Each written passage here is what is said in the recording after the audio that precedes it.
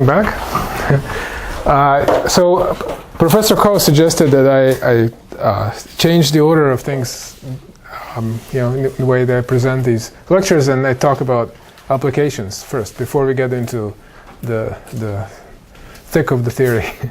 and also I decided not to. So the most of the complications come from the fact that the boundary is potentially non-compact. But except for the first step, I think I will suppress that, and I will pretend that boundary is compact. I mean, most of the ideas certainly are visible in that case as well, but some of the complications are swept under the rug. Okay, so that's the plan. Okay, so I'll start with this application. That's so it's an old theorem of Ivanov. I mentioned this last time in the case of mapping class groups, which is that if you take any subgroup of mapping class group, so any subgroup, then one of the following holds. So it's kind of a subgroup classification theorem.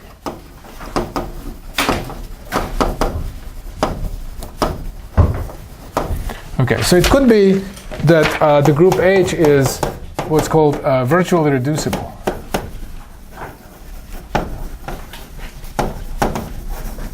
Okay, and what this means is that there's some finite index subgroup in H that fixes some essential curve in the surface, right? So there exists a finite index H prime in H, and so that H prime fixes a simple closed curve alpha in the surface sigma. Okay, so that's one possibility. You should be thinking here about something like here's the surface, and then there's this curve alpha, and if you want to take the stabilizer of alpha, that's the biggest group that's kind of satisfies this, right? So I can take any homeomorphism on this side and any homeomorphism on that side, and then combine them to get a homeomorphism of the whole surface, and that'll fix this curve. Okay, so that's an example of a virtually reducible subgroup. Okay, the second possibility is that H is virtually cyclic.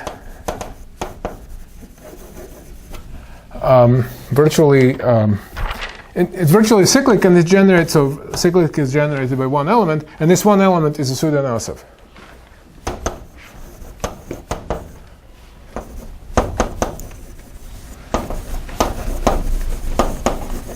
Okay, so for example, it could be just this group and nothing else. But there are examples where there are extra symmetries. You can have finite order elements that maybe commute with phi, and then this group you can make a slightly larger group that also falls under this category. It's a virtually cyclic group. And then the third case, this is kind of the general type, is that H contains two independent pseudo-Nausovs. So let's say phi and MC. And so in particular, independent means that the stable and unstable laminations of these pseudo-Nausovs are different. They're pairwise different. And for example, by playing ping pong, you can see that if you take high powers of phi MC, they will generate a free group. So in this case, and H contains F2. And that's it. Those are the only possibilities. And what's interesting about this is that it fairly easily implies the Tietz alternative. So the Tietz alternative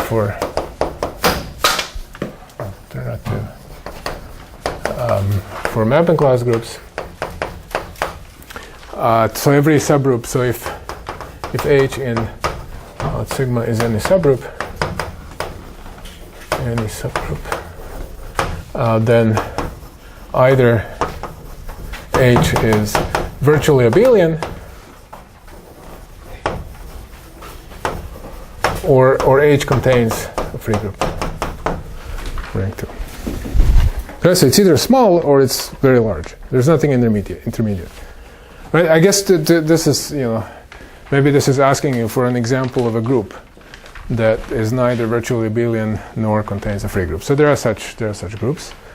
For example, nilpotent groups, something like a Heisenberg group would certainly be an example of that, or solvable groups. Okay, so but just a quick proof of this, that the theorem implies the corollary.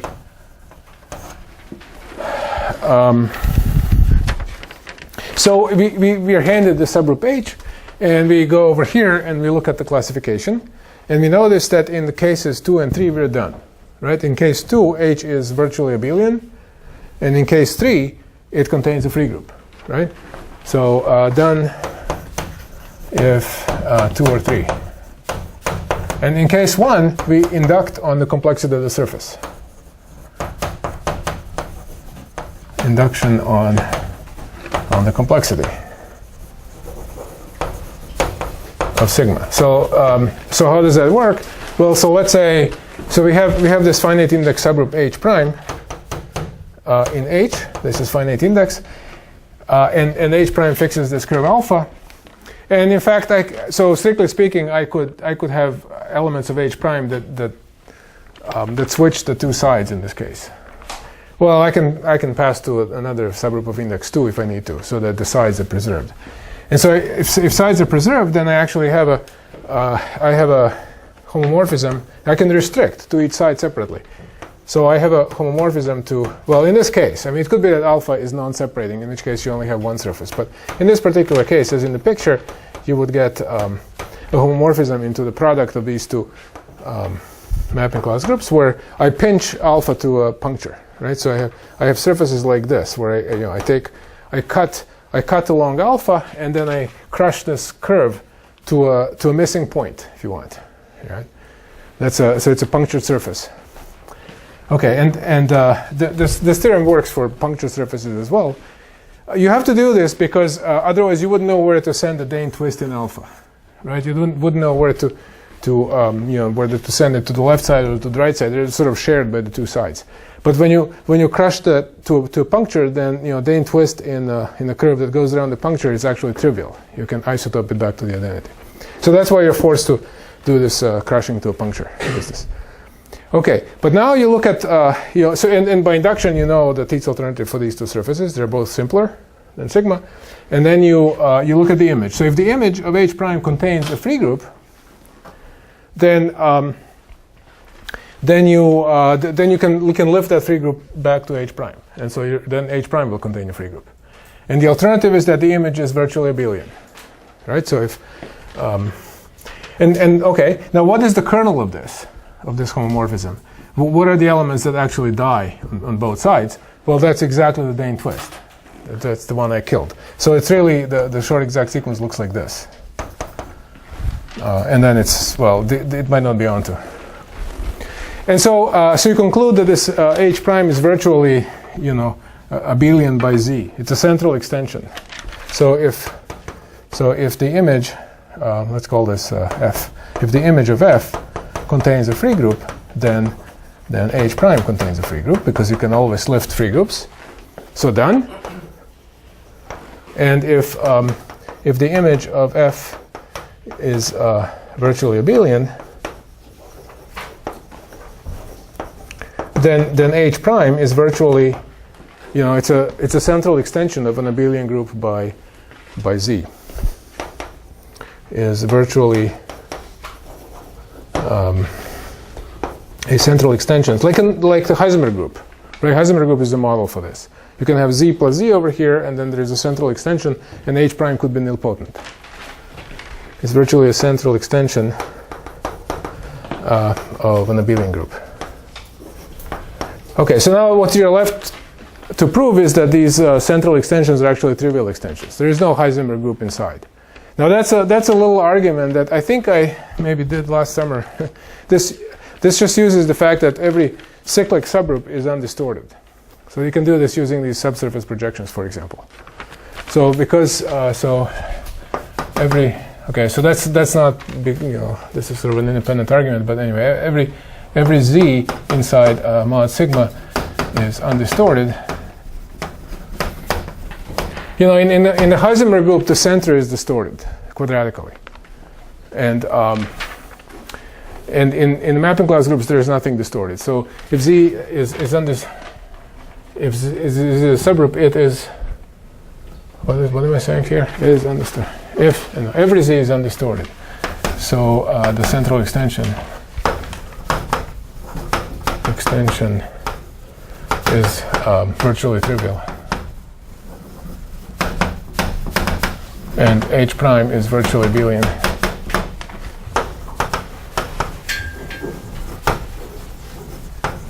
Okay, so that's roughly how the argument goes. You kind of have to this extension. You have to kind of you have to. But notice that if you're happy with knowing if I relax the theorem here and say instead of virtually abelian and say something like virtually nilpotent or virtually solvable, then I don't even have to do this. Okay. There is a similar theorem for out Fn, and maybe I'll just state so this is the analog of Ivanov's theorem, and it's due to Handel and Moser.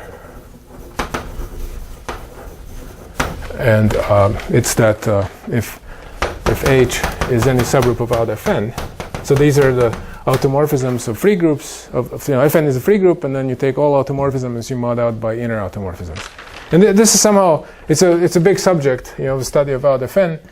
And the study is modeled on mapping class groups. So usually out Fn is a bit harder than mapping class groups, but a lot of things go the same way. Okay, so if H is any subgroup, then one of the following holds.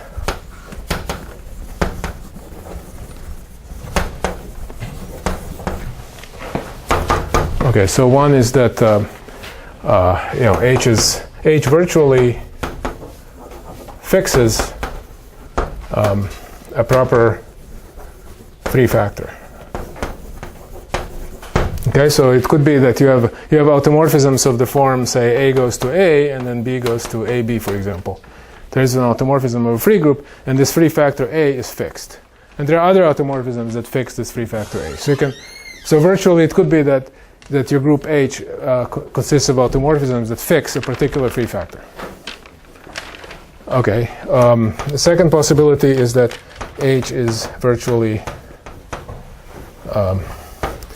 a cyclic group, and this phi is what's called fully reducible. Okay, so fully reducible is analogous to Sudanosov. It's something that so no power of phi fixes a free factor. Sort of the opposite of this case. And there are no invariant free factors anywhere, even after taking powers. Just like for Sudanosovs, there are no invariant curves, even after taking powers. Okay, so and then number three is that's kind of the general type that H contains two independent fully reducible automorphisms.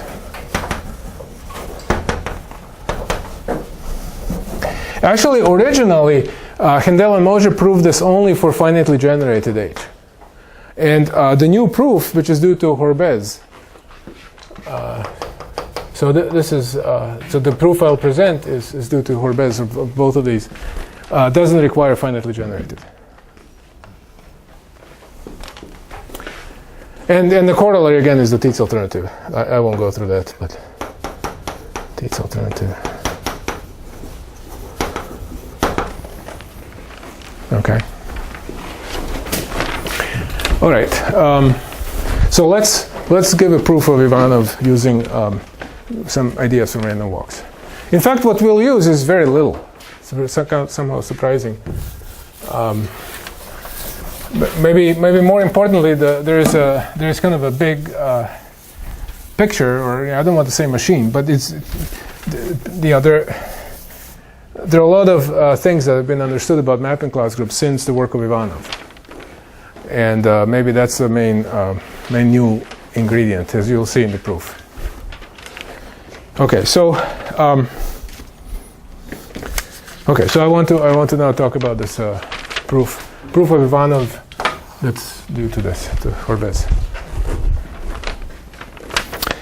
and this is based on a classification of groups acting on hyperbolic spaces.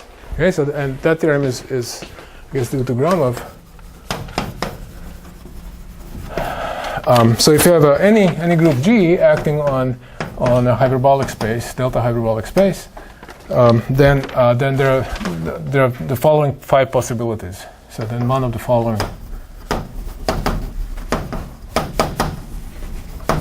holds. Okay, so there's so it could be bounded.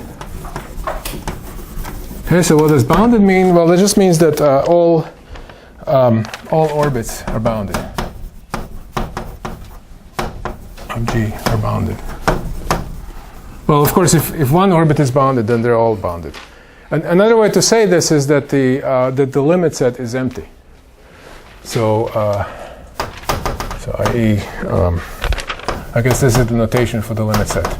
So this is the you have your space X, and then there's the Gromov boundary X. You can take a base point, and you can look at the orbit, and then you can look at the accumulation set of the orbit in the boundary. That's the limit set. Okay, so this is just the accumulation set.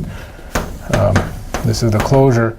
You take the closure of Gx naught, and you intersect with the boundary. This is the closure in the. What are you assuming about the action? Bioisometries. Bioisometries, yes. Also, do you assume it's proper or? No, nothing. Okay, so you take the closure. This is the closure in X union boundary X, right? And then you intersect with the boundary X. That's the limit set.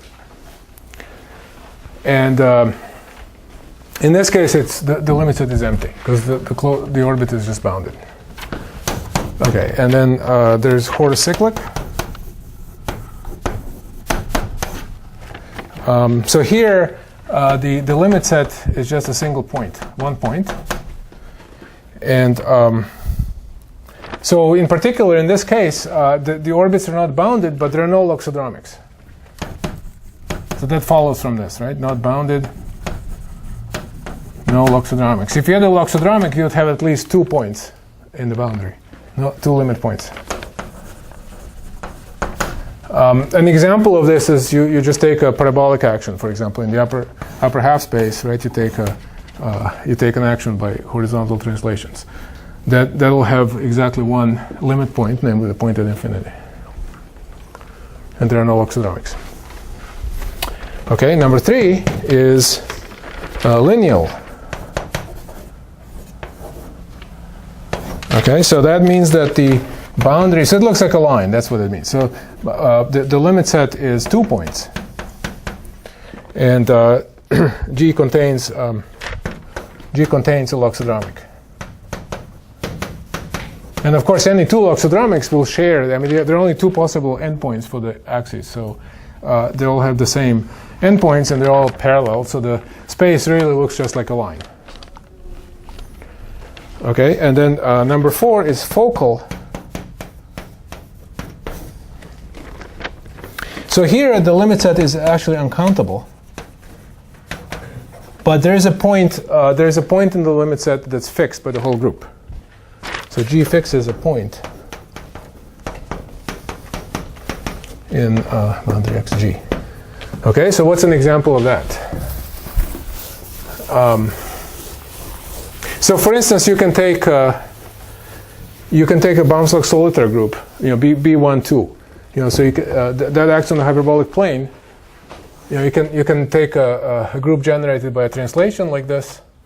So one element is z goes to z plus 1, and the other element is z goes to 2z, for example. So it's generated by a translation, like the parabolic transformation that translates, and the other one is it's a loxodromic whose axis is 0, infinity, and it expands by a factor of 2. So this point at infinity is fixed by the whole group. But the limit set is uncountable. It's I guess it's the whole circle in this case.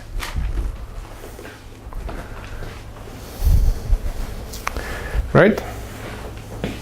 So is G finitely generated? No, G is any group. Doesn't have to be finitely generated. This is an amazing thing, right? You don't assume anything about, just G is acting on a hyperbolic space, and then one of these holds. Well, there's one more. There's 5. 5 is the general type.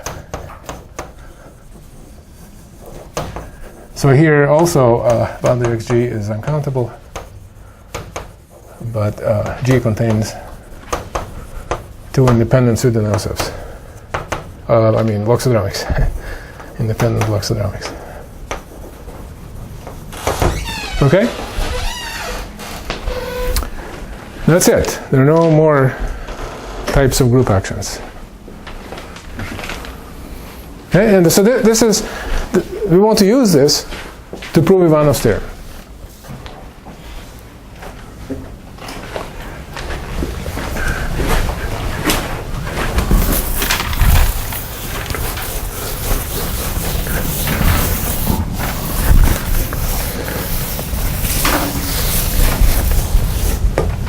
I mean, to be safe, maybe I should say G is countable or something. I don't know. All my groups are countable. I don't,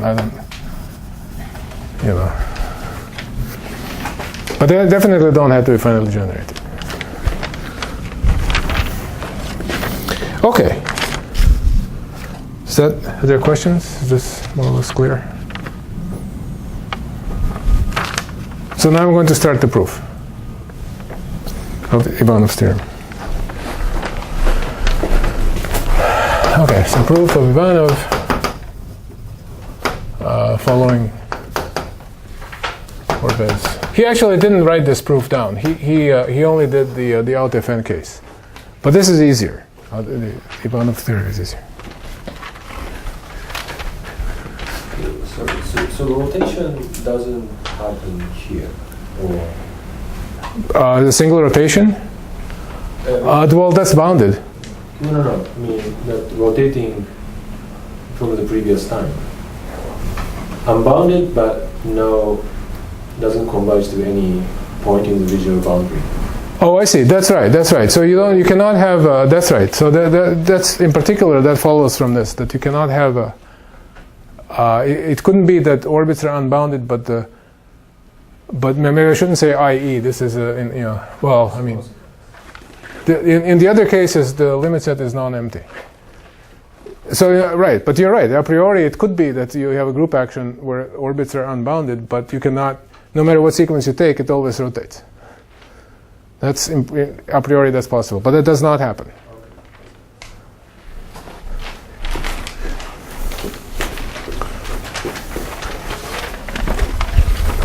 Okay.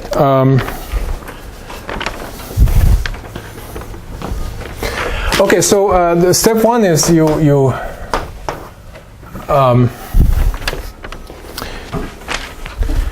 okay, so we're in mapping class groups. So of course we have to deal with the spaces that mapping class groups act on. And in our case, we're going to be interested in PML. So I don't know to what extent people are comfortable with when I say PML. So these are projectivized measured laminations. This is a sphere of a certain dimension that compactifies Teichmüller space, right? So this the ball inside, the open ball inside, is the Teichmüller space, and then Thurston compactified the Teichmüller space by adding the sphere at infinity, which is the space PML, the space of projectivized measured laminations. Okay, so this is what we look at, and now from last time, what I want to do is make a I want to choose a probability measure that generates our group H, right? So choose a probability measure. Let's say, to be safe, supported on H. Okay. So the support of the measure is all of H, maybe. So H is some countable group. H is my group that's given to me in the Ivanov statement, right? Some subgroup of the mapping class group. I choose a probability measure that's supported on H. So every element of H gets non-zero probability. This is just to be safe. If H is finitely generated, I'm perfectly happy to make a measure supported on the generating set. But that's not important. I just need a probability measure whose support generates H. Okay, so we'll fix one of these things, and then construct, and this is what we did last time, construct a mu stationary measure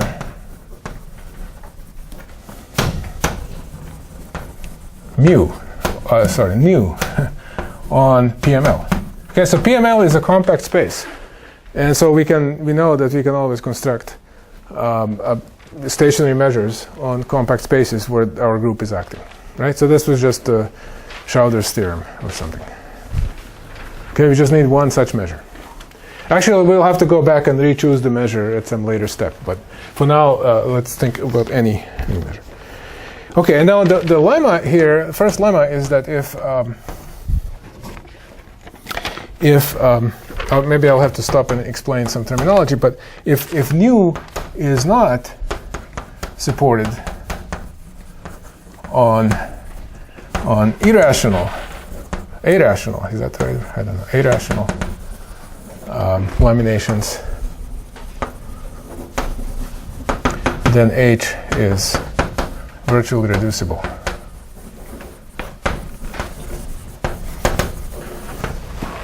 Okay, so in this case, I'm going to conclude that H is virtually reducible. And the case is, I look at my measure that I have on PML, and I look at the complement of these irrational laminations. I'll remind you what that is. But if that set has non-zero measure, then I'm done with the theorem.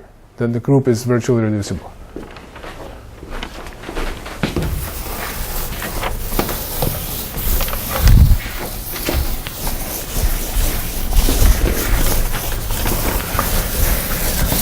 Okay, so what's an irrational lamination? So lambda in PML is irrational if all complementary components are disks and once punctured disks. This is once punctured is in the case when the surface is not closed and has punctures. But maybe don't worry about punctures. Just think about surfaces. So if you have a surface, well, maybe a lot of you have seen these pictures of laminations that are associated to pseudo-nocebs. So in the universal cover, you see a bunch of these polygonal regions, and of course the cross section here is going to be some kind of a Cantor set. Okay, so that's an example of an irrational lamination. Whenever these complementary regions are, in this case they're polygons, so they're disks. Then it's an irrational lamination. What's an example of a non-irrational lamination? So this is irrational. Well, this descends down to the surface, and then over here it's kind of hard to draw the picture over here, but it's it's some kind of a complicated object. Complementary regions are the same down here as up there. But an example of a non-irrational thing is something like, I should have used colors. That's why I have colors. Okay, so it's something like just a single curve, right? So that's not irrational, right? The complementary regions are more complicated. There's also, a typical non-irrational lamination looks like this. There's some, maybe you have some collection of closed curves. And then in the complement, you have some irrational lamination. Some irrational lamination that's supported on the proper subsurface. That's a possibility, right? So over here you can have so this is somehow irrational on the subsurface. Okay, so that's basically what they all look like. Okay, and so if your measure assigns something non-zero to the set of all non-irrational laminations, we want to show that the subgroup is virtually reducible. Okay, so let's do that. Okay, so the key is that that there is a natural function that goes. So there's an equivariant map that goes from PML minus irrational. Okay, so you look at all non-irrational. Unfortunately, you cannot. The ones that are not irrational shouldn't be called rational. So I'm not sure. So not irrational.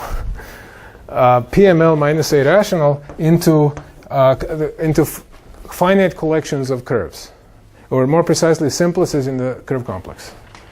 So this is the set of simplices in the curve complex.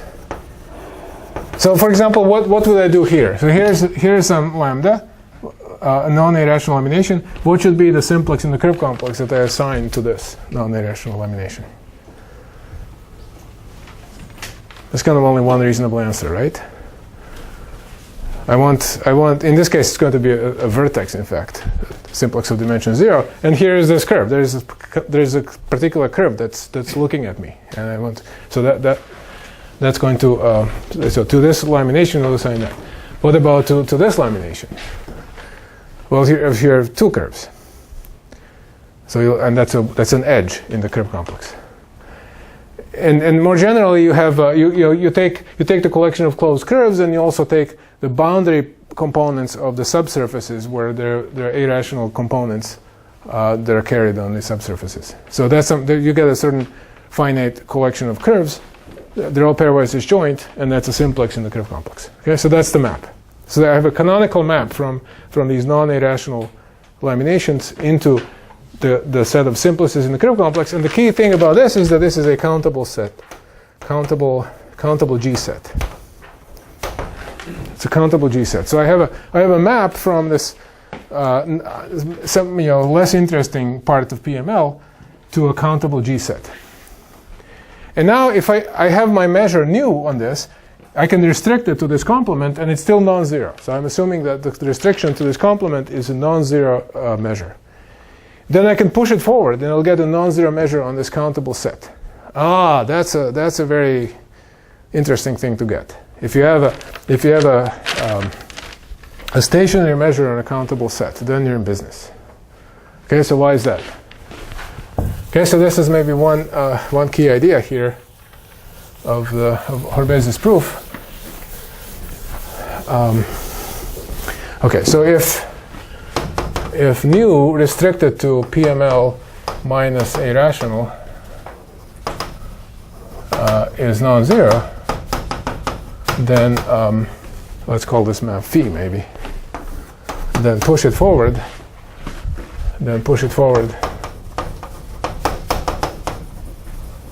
By phi and get a non-zero. It might not be a probability measure, right? The total measure might be less than 1, but it's non-zero. If I want a probability measure, I could scale it if I care about it.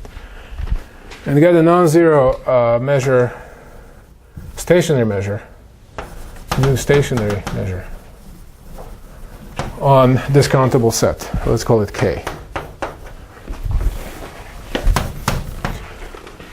Okay, so it's atomic. On the countable set, any measure is atomic. I mean, I can go to every point and I can look at its measure, and if I know the measure of every point, then I know measure of every subset.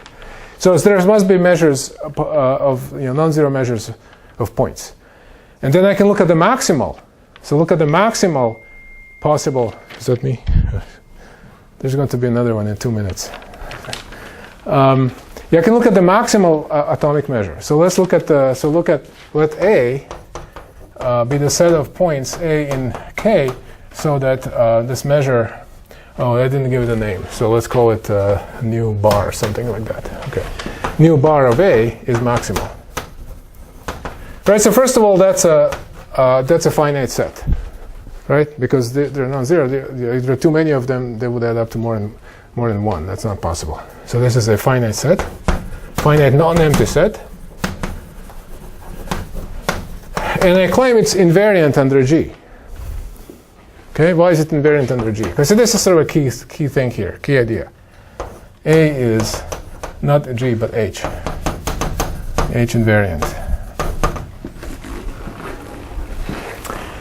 Okay, that's what probability gives you. You didn't know that before. Okay, so why is that? Well, remember, it's stationary. If I take this is all invariant. I'm mixing up G and H. G is H. If you have a stationary measure here and you push it under an equivariant map, it remains a stationary measure.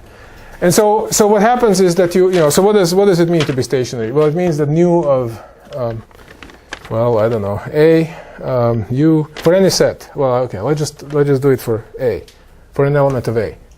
So nu of A is going to be the sum over H and H of mu of H times nu of, H inverse A, right? That's what stationary means.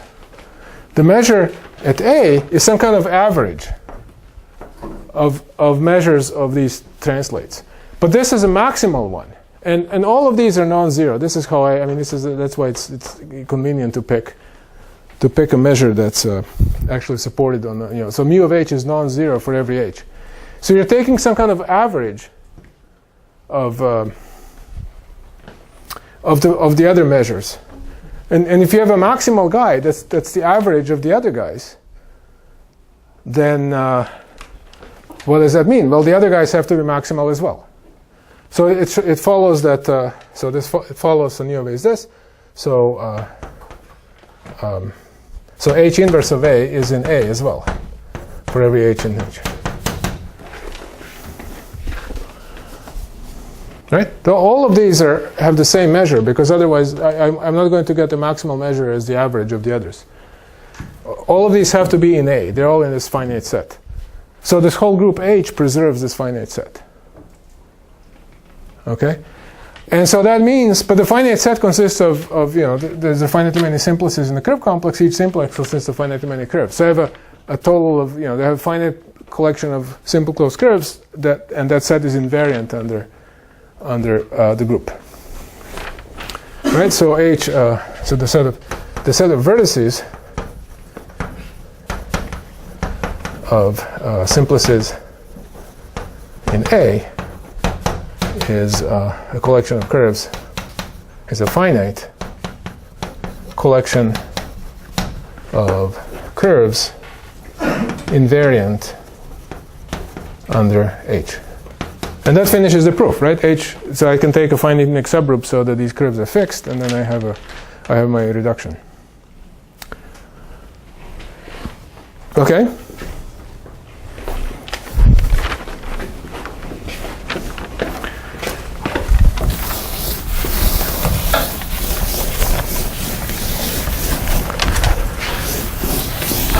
All right, so now you're almost there. I just now have to deal with the other cases. So so now assume every mu stationary measure nu is supported on the irrational part.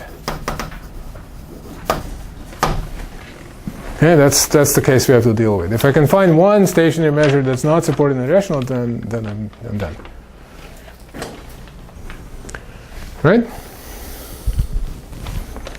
So this is the case we have to. That's kind of the main case.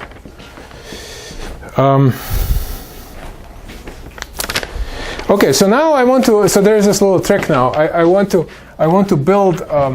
So I have PML. And in particular, PML contains curves. Every curve is a lamination. So I can pick some curve alpha in there. And I can look at the orbit of this alpha under H. Right? So that's some kind of a subset. Maybe it's dense in PML, but maybe not. I don't know. I'm going to take H alpha bar. So this is going to be the closure of the orbit of alpha under H. And that's some kind of a closed subset in here. Okay, so that's my H alpha bar. And that subset is also H invariant. So this is an H invariant closed subset of PML. And the point is that I can build a stationary measure that's supported on that closed subset. I mean, I'm going to throw away PML and just think about this closed subset. It's potentially a smaller set. Okay, so let mu be a mu stationary measure on H alpha bar.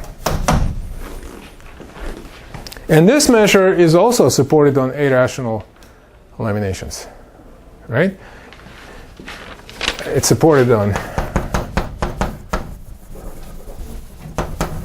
irrational. And so in particular, this set contains irrational laminations. This is the amazing thing, right? This is, in a way, this is the only information we'll get out of probability, that this closure contains irrational laminations. We didn't know that before. But now we do. Okay?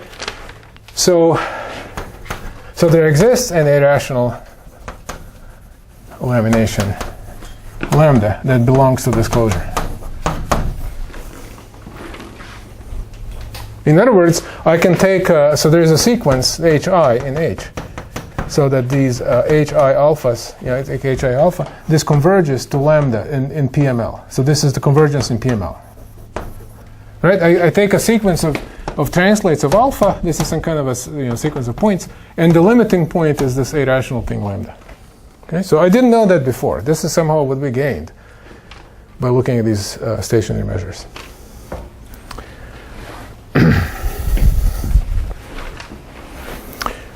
Okay, is everybody happy with this so far? Now we are about to. How did you get mu? What is mu? Nu is a stationary measure that's supported on this closure, H alpha bar. So how did you find it? Well, it's a compact H invariant space, so I can build a new measure if I want to. Okay, so we get this. Okay, well, so here we are about to pull another rabbit out of the hat. But this is another completely standard thing. It's about the boundary of the. So what we have to know now is that the curve complex is hyperbolic. I told you that already, and you also know something about its Gromov boundary. Okay, so the facts we'll use here. First one. So this is Mazer-Minsky. The curve complex C is delta hyperbolic. And second, and this is a theorem of Claret, this is one of these very important theorems that was never published.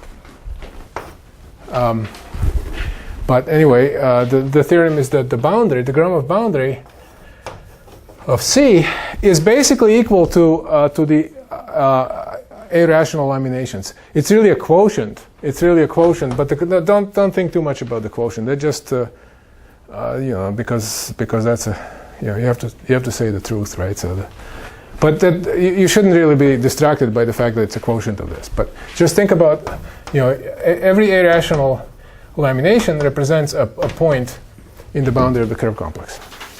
Okay, so I have this big curve complex, and I guess there's only one I can draw, namely the Ferri graph. And the boundary of the Ferri graph is irrational numbers, and irrational numbers is exactly the irrational part of the circle, which is PML of a punctured torus, right? So that's or 4 times punctured sphere. Some of you looked at PML of a 4 times punctured sphere, and so that's a circle. Irrational points on that circle are exactly the irrational laminations, and that's the boundary of the curve complex. Okay, there is some equivalence relation, but let's not worry about this.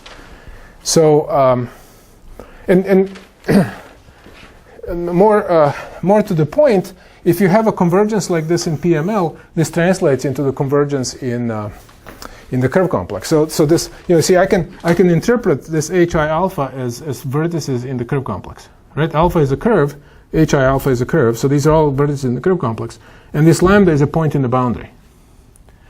And part of the Claret's theorem is that, in fact, a convergence like this translates into a convergence in the curve complex union on the boundary, right? So we conclude that we get hi alpha. These are vertices in the curve complex. This converges to, well, not lambda, but the equivalence class of lambda, I guess, in the boundary of C. Okay, in the usual topology of the curve complex union boundary of the curve complex.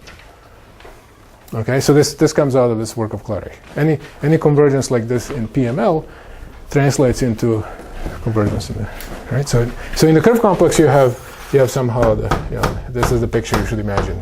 There are these hi alphas, and they converge to some point in the boundary of the curve complex, which is this equivalence class of lambda. Okay.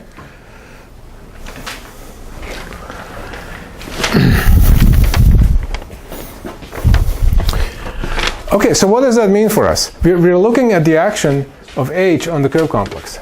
So look at H acting on the curve complex. And then now, we're not in the Gromov situation. We have a group acting on something hyperbolic. And what does this picture tell us about the limit set? It tells us that the limit set is, for example, non-empty.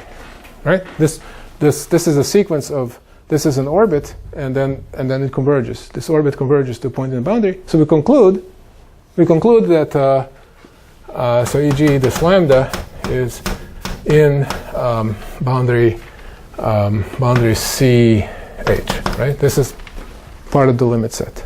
The limit set is non-empty. That's what the stationary measure stuff that buys us. It is non-empty, right? And so there are two cases. Case one, we're almost done. Don't worry. I mean, it seems like it's going on and on, but I'm just doing the picture here. The rest of the proof will, I think, fit on this, the rest of the board here. There are two cases. The first case is that there exists a finite orbit, finite H orbit in the limit set.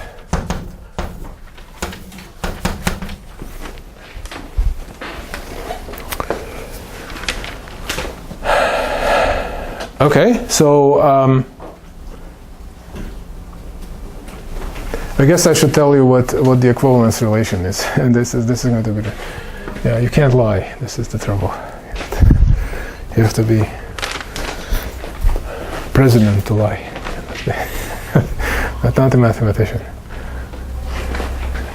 So the equivalence relation here is forget the measure. So if I have two laminations that look exactly the same, but the measures are different, then they determine the same equivalence class. Okay, so it's just the underlying, to the equivalence relation is two measured laminations are equivalent if their underlying sets are the same. You forget the measure and you just look at the underlying sets. And in the case when lambda is an irrational lamination, then this equivalence class, this is a simplex. Okay, so most of the time it's just a single point. Those laminations are called uniquely ergodic. That means that there's only kind of one transverse measure up to scale.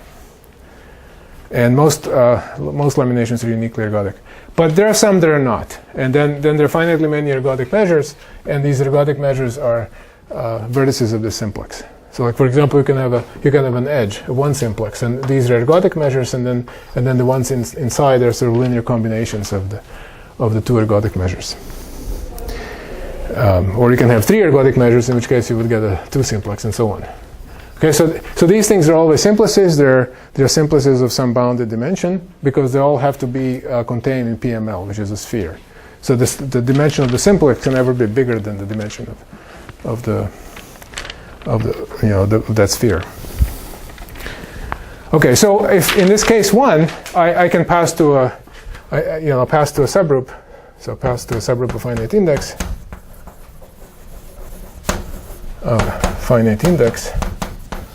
Let's say H prime, that fixes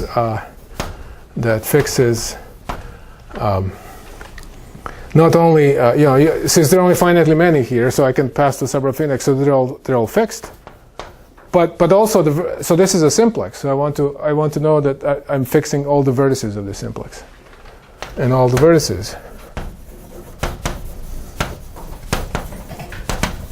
Right? If you fix the simplex, then you're going to be permuting the vertices of the simplex. But some further finite index subgroup will fix the vertices.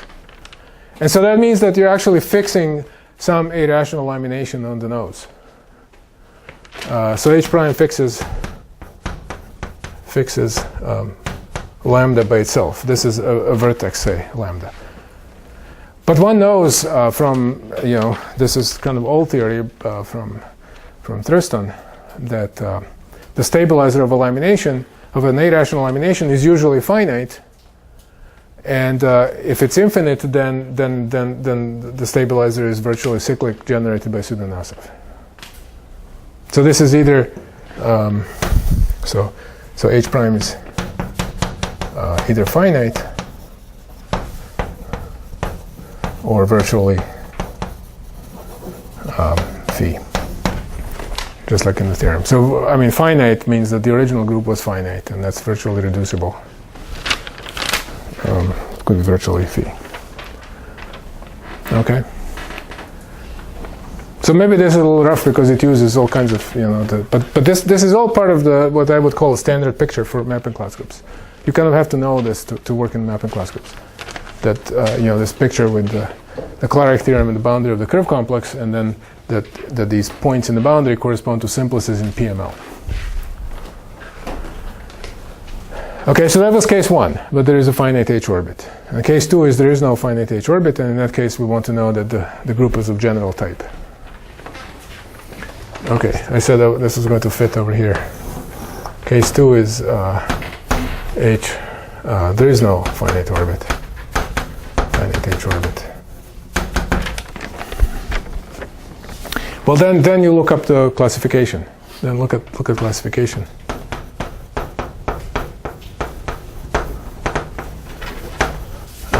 And then, as I unfortunately erased it, but there's only general type left. All the others, the group, your group has a finite orbit. So general type. And that's it.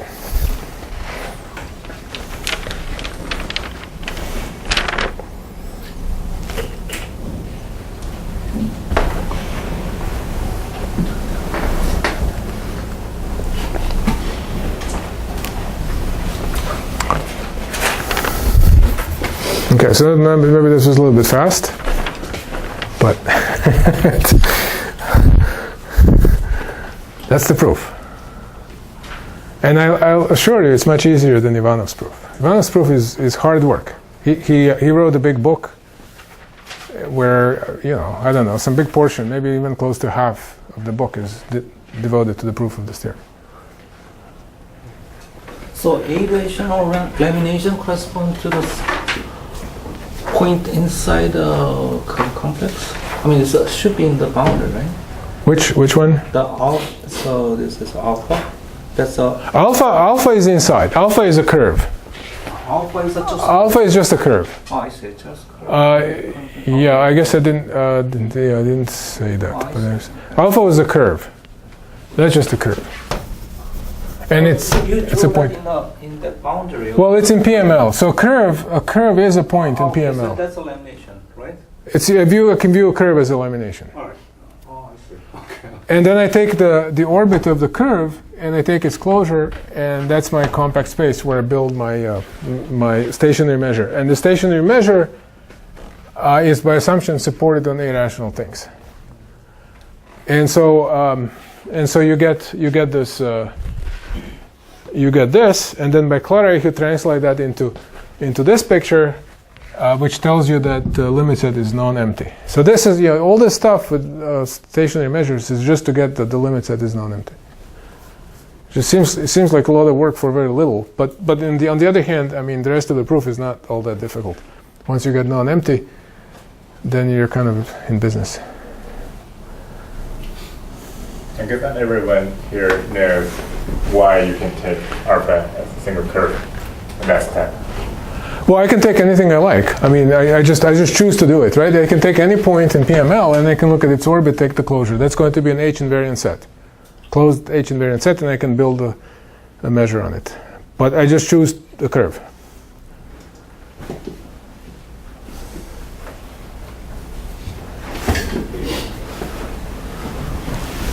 So you're saying that case 2 is a generic type of that Gromov classification? Yeah, so you look at the Gromov classification, and in the first 4 cases, there's always a finite orbit. In the first case was bounded, which is the empty. So we know that's not it. And then there were cases with 1 point and 2 points, and then there were uncountable many points, but one of the points was fixed. And so this means that this is the none of those cases. So it must be the 5th case.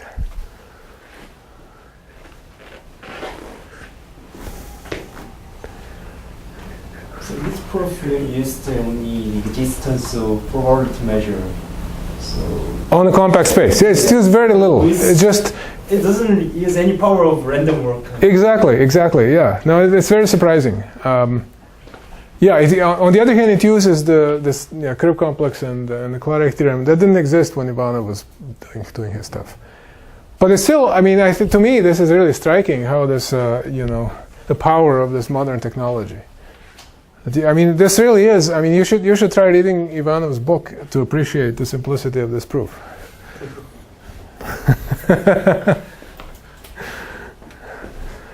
You know, there are no sophisticated arguments here. This is all about standard objects. You know, so it takes some time to get familiar with these standard objects. But once you do, then there's no work at all here. You're just kind of pushing things around.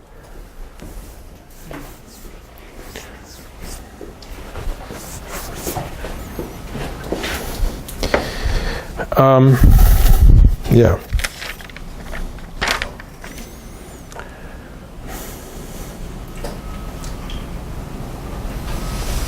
Any more discussion, questions?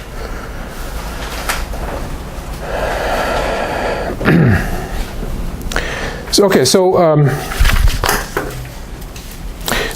next time I think I'll try to talk about the drift, and that leads to some more sophisticated applications of random walk. And in fact, there is maybe I'll discuss that next time. Anyway, maybe I should leave that for next time. So what I was going to do today, for the rest of the day, is the finish an outline of this proof that random walk almost surely converges to the boundary.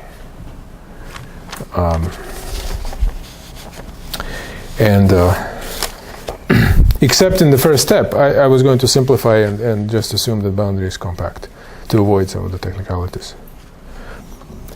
So that probability theory is only used to handle non-irrational case, right? Yeah. The only thing used. Right.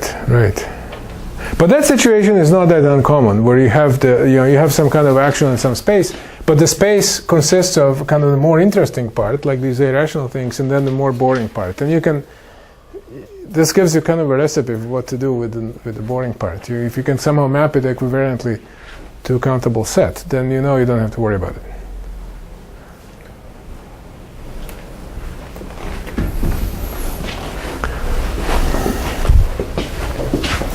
Right. Okay.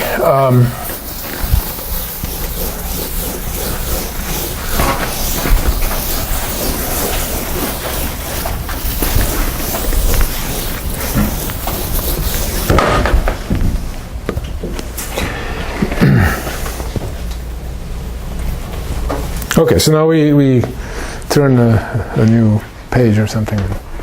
What we want to, so now the goal is to show that boundary X has a mu stationary measure even if boundary X is not compact.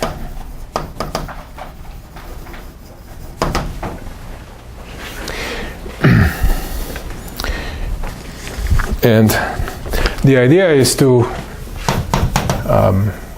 so one, you find a mu stationary measure on, we know how to, we're good at building stationary measures on compact things. Okay, so we do it on the Horror function compactification.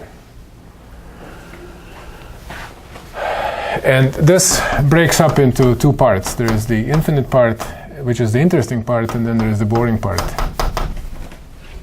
the finite part. Okay, and then the second step, and this is maybe the one where there is work, but show that measure nu tilde, say, show that nu tilde of the finite part is 0. So in other words, nu tilde is really supported on the interesting part. And then number 3 is push forward.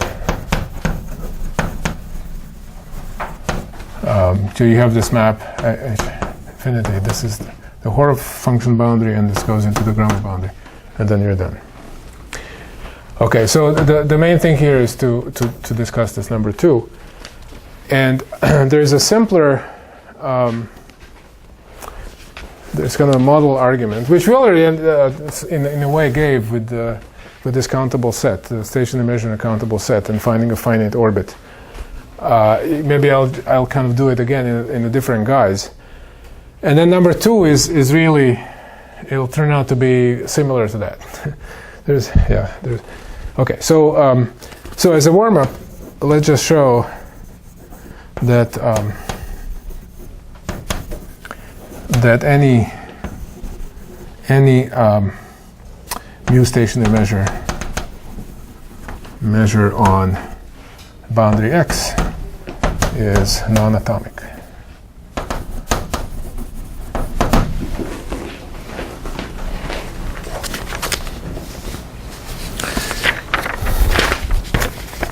Okay, so here we're going to use, we'll use the assumption that the action is non-elementary. Okay, so we'll use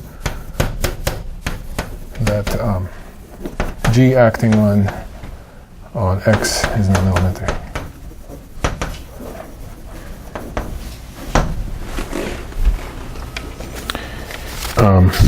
In the Coulomb classification, then type 4 implied, right? For non-elementary.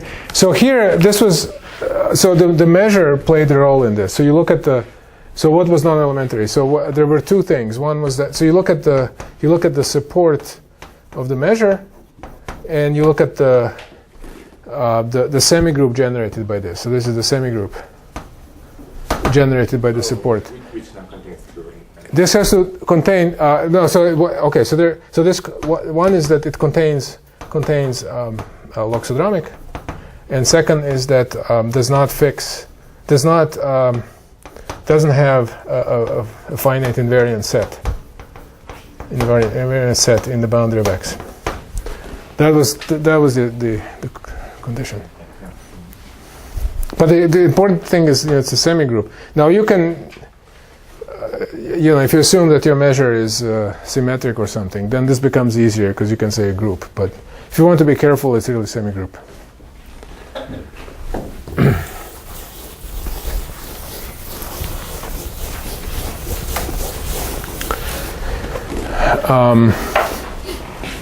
Okay,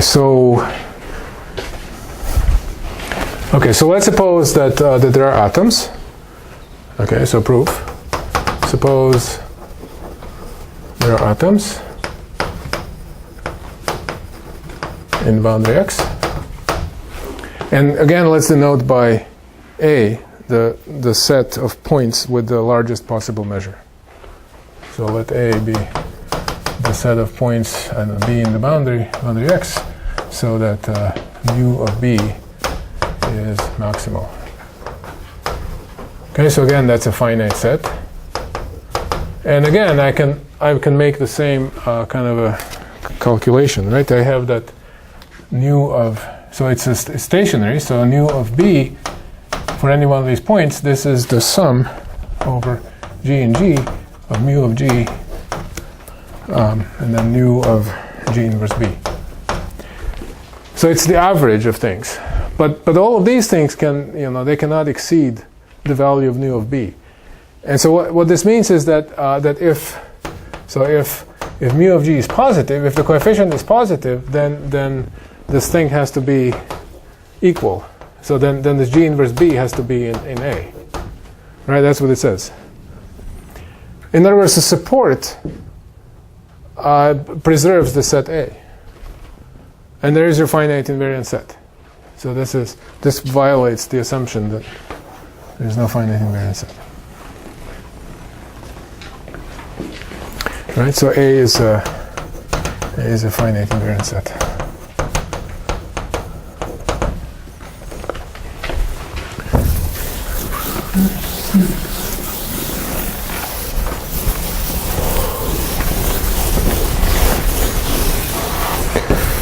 Okay, so now let's do the big thing, and then we can break.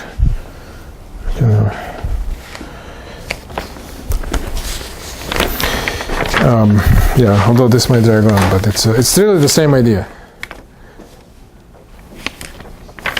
Okay, so I have this so proof of 2. So I'm arguing that this mu tilde is 0.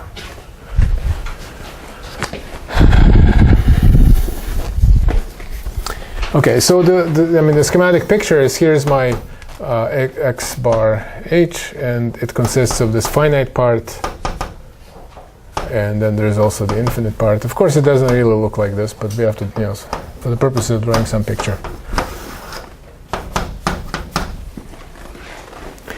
And if I take a ball in here in x, I take a ball, say y, and I look at so on the inside, on the finite part, I just have a coarse map.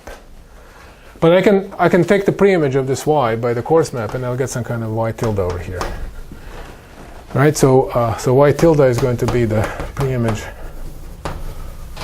of a ball y in x, and we need to show that nu tilde of y tilde is 0. And if this is true for every such y tilde, these, as I grow y, the y tilde will grow, and all they take the union will also have measure 0.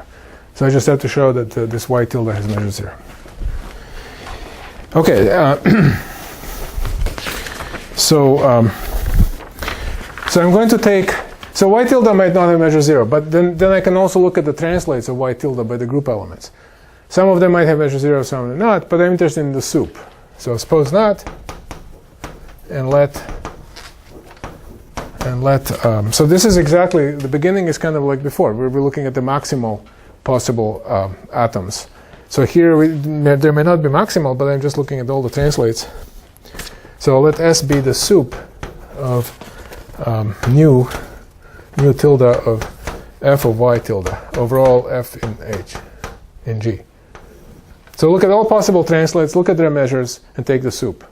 So this, of course, is positive if you're assuming that y tilde doesn't have measure 0. Okay, so I'd like to take a translate that maybe ideally realizes S. And if I can do this, then I can get a contradiction just like before, because that's going to be a maximal guy, and then I'll be in trouble. But that might not, the additional difficulty is that this might not be achieved. You can just come as close as you like, but you might not be able to find the set that realizes this S. Okay. Okay, so choose n. So this is some integer n, so that n times s is greater than 1. So this is going to be our contradiction, right? Just like in the atomic case, that something adds up to more than 1. If you consider n things, and then choose g1, g2 to gn in this support of the measure mu, the semigroup support, so that gi inverse of f of y tilde are pairwise disjoint for all f in G. Okay, so for now, think f is identity here. So I have this y tilde, and y tilde is really some kind of a bounded, think of it as a bounded set. Well, I can certainly find elements that take this y disjointly from y. For example, I can take powers of this loxodromic. We're assuming there is a loxodromic element. So, e.g., gi could be g to the I, where g is loxodromic, and its translation length is maybe much bigger than the diameter of y. So if the translation length is bigger than the diameter of y, then this, g will take y to something disjoint, and so the same will be true when you pull back over here. But the important thing is that this works also for any translate, not just for y tilde, but the same collection of elements works for any translate, and that's because these translates also have the same diameter. So this same choice works. Okay, so that's kind of a subtle point here. Okay, and then choose epsilon. So in analysis, right, this is the main thing. You have to choose these quantifiers in the correct order. Otherwise, there's a mistake. So that so for every I, there's m. So that you take the mth convolution of mu and you apply to gi that's greater than epsilon. See, these gi's are in the semigroup support of mu. So they're products of things where mu is strictly positive. And if it's a product of m things, then this then this mth convolution on the GI is positive. And I'm just going to take epsilon to be smaller than these positive values that I have for these n elements. Okay, so I'll just fix such epsilon. And then choose epsilon sub s. I don't know why epsilon sub s, could be delta or something. So that n times s minus epsilon s over epsilon is also bigger than 1. Okay, sure, why not? And then replace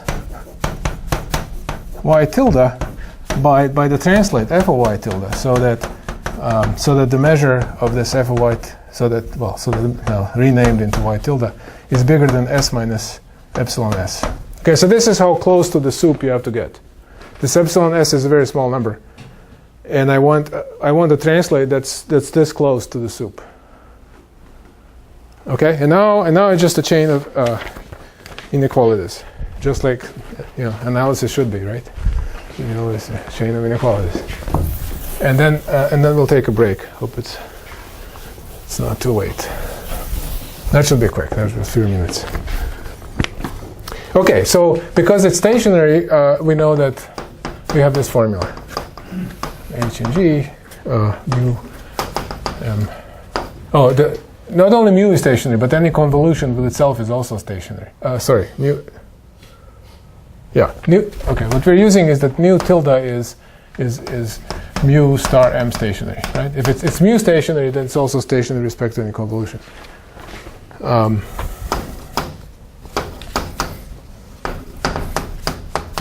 Okay, so you have this formula, just because it's stationary. Okay, so I can then take the term that involves. Now I don't know why I did h, but anyway, gi.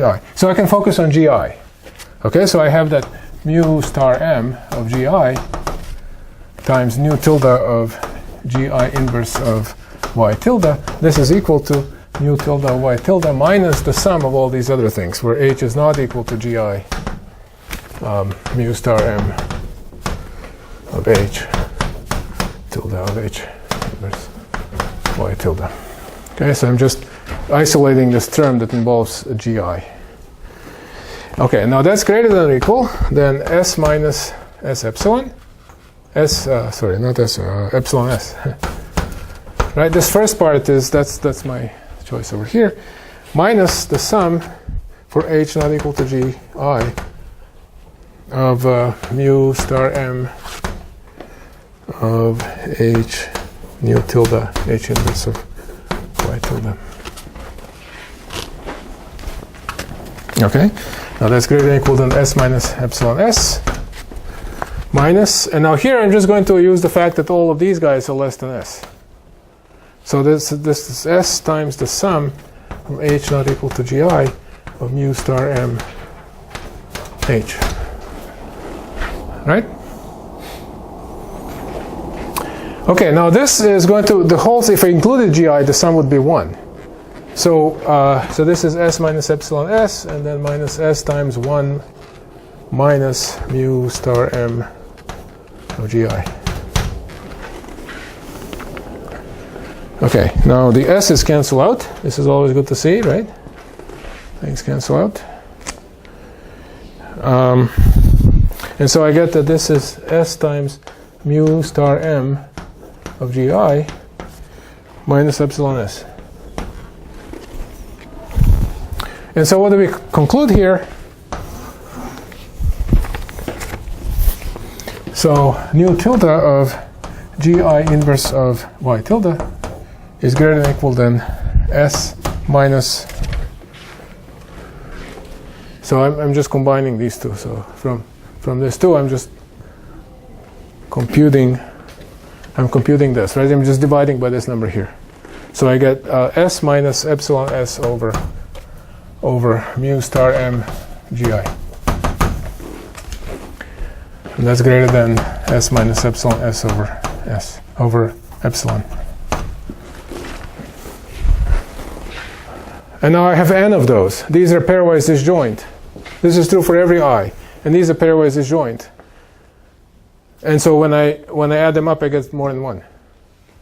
Right? N times S minus epsilon S over epsilon is greater than 1. And that's a contradiction. See, I produce these, these joint things whose measure adds up to more than 1. And that's a contradiction. So this is, it's a little more subtle than this argument with atoms, but it's the same idea, really.